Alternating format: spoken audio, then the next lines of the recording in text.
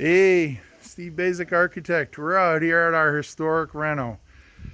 And you know what it means when you're dealing with these old renovation projects, but it's tying the new in with the old. And you can see roofs don't quite align.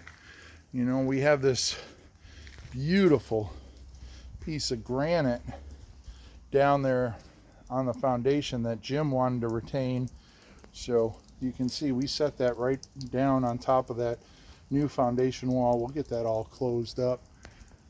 But yeah, you know, this is the kind of stuff the Historic Commission is actually looking for, is that, you know, you have the original house, then you have some porch addition, then you have this addition, and then we have the new work.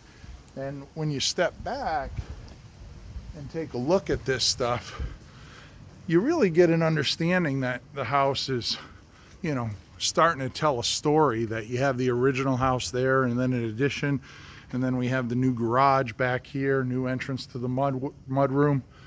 But yeah, little story being told here. Steve Basic Architect out here at our historic reno.